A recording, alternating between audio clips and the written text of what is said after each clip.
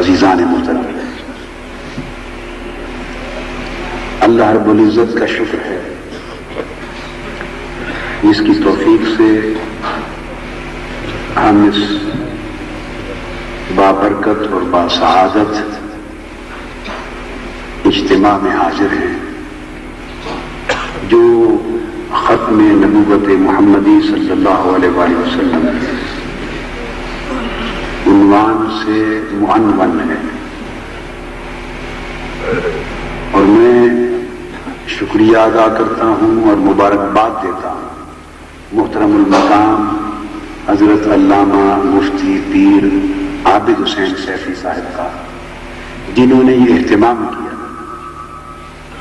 اور آپ کی مجلس میں آنے کا مجھے موقع ملا، اور بہت طویل عرصے کے بعد محترم پیر ارچی مبارک صاحب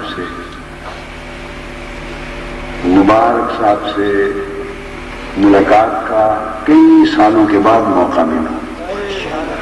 بڑی مدت ہوئی، آپ علیل تھے، غالباً آپریشن ہوا تھا، ہاسپٹل میں داخل تھے۔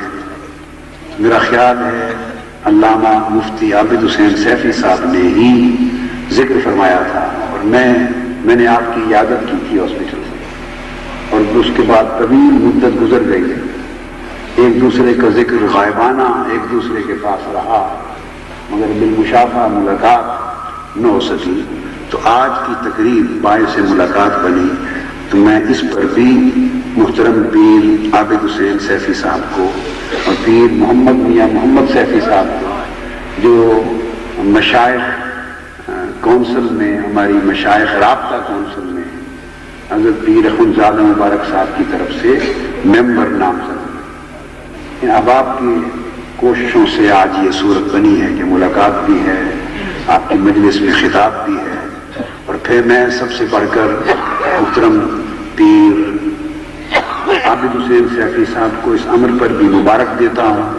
انہوں نے عظیم الشان مسجد اس علاقے میں بنائی، دارالعلوم قائم کیا، طلبہ اور طالبات کی تعلیم اور دین مبین کی تعلیم اور تربیت کا اہتمام کیا، اور آج بحمدللہ تعالیٰ اس کی افتتاح کی رسم دی ہے۔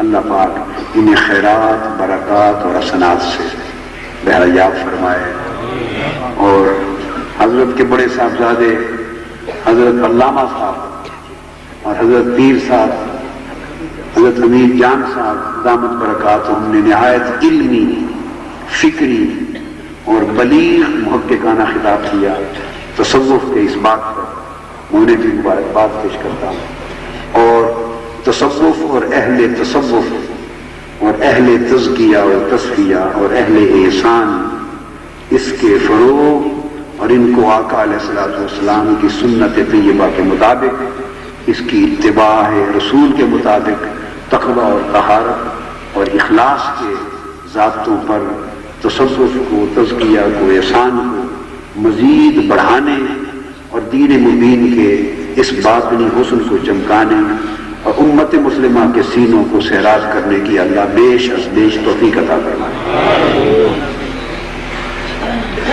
آج کا موضوع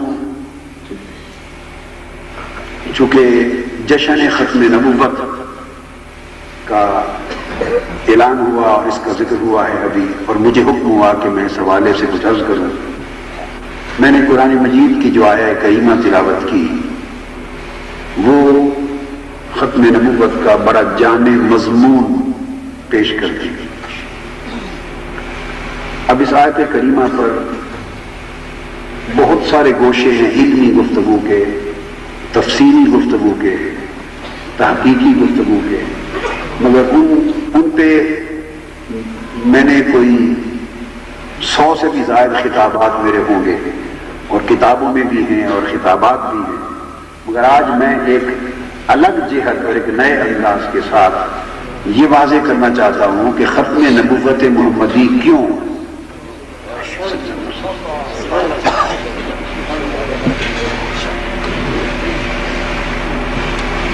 اور اختتام پر تھوڑی بات پھر تصوف جو علم حال ہے اس کی بھی کر دیں گے انشاءاللہ۔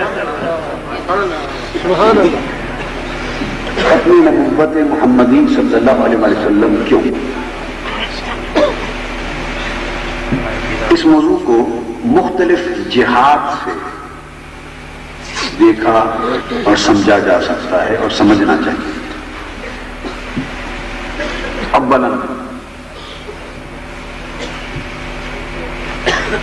اللہ تبارک و تعالی نے جتنے انبیاء اور رسول اس دنیا میں بھیجے تھے، یہ پہلی جہت اور پہلا سبب عرض کر رہا ہے۔ جتنے انبیاء اور رسول اعظام اس دنیا میں آئے وہ ایک مخصوص زمانے کے لیے آئے، اور پھر ان کی بعثت ایک مخصوص علاقے کے لیے ہوتی تھی،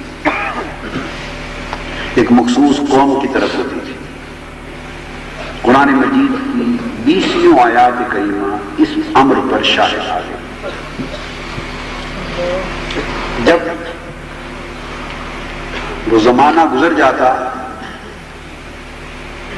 اور اس پیغمبر کی وفات ہو جاتی، تو اللہ کے اس پیغام کو انسانیت تک آگے پہنچانے کے لیے نئے پیغمبر کی بعثت ہوتی، ان کے بعد نئے زمانے میں اور پیغمبر آتے۔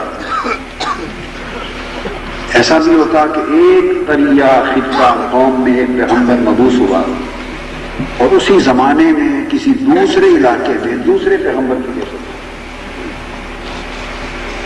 موسیٰ علیہ السلام کے زمانے میں شعیب علیہ السلام تھے، ابراہیم علیہ السلام تھے، پھر لوط علیہ السلام تھے، پھر ہود علیہ السلام تھے، اسی طرح پھر صالح علیہ السلام تھے، یحییٰ علیہ السلام تھے تو عیسیٰ علیہ السلام تھے، اسماعیل علیہ السلام تھے تو اسحاق علیہ السلام تھے۔ تو ایک زمانے میں یعقوب علیہ السلام تھے تو ان کے صاحبزادے حضرت یوسف علیہ السلام تھے۔ آپ نے دیکھا تو مختلف علاقوں میں، قوموں میں اور ملکوں میں ایک ہی وقت میں کئی پیغمبر آتے ہیں۔ تو دو باتیں واضح ہوئی کہ پہلے بعثت انبیاء کی زمانی بھی ہوتی اور مکانی بھی ہوتی۔ مکان بدلتا تو پیغمبر بدل جاتا، زمان بدلتا تو پیغمبر بدل جاتا۔ زمان اور مکان کے تغیر کے ساتھ بعثت بدل جاتی تھی۔ اس طرح نبوت زمانی اور مکانی حدوں میں سے گزرتے آگے بڑھتی گئی، اور بڑھتے بڑھتے انسانیت بھی نبوت اور رسالت کے فیض سے اپنے بلوغ اور اپنے ارتقاء اور اپنے کمال کی طرف بڑھتی گئی۔ انسان کا علم، انسان کا فکر، انسان کا اخلاق، انسان کا عقیدہ وہ بھی پستی سے بلندی کی طرف بڑھتا گیا، اور انسانیت اپنی پستی سے عروج اور بلندی کی طرف، معراج کی طرف بڑھتی گئی۔ تو نبوت بھی حرکت پذیر رہی اور آگے بڑھتی گئی۔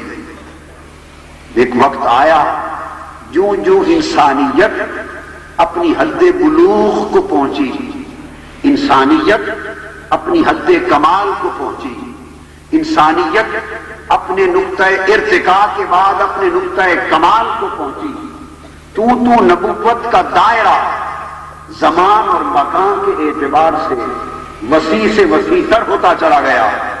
پھر انسانیت کی سوچ عالمگیر ہو گئی، انسانیت کا فکر عالمگیر ہو گیا۔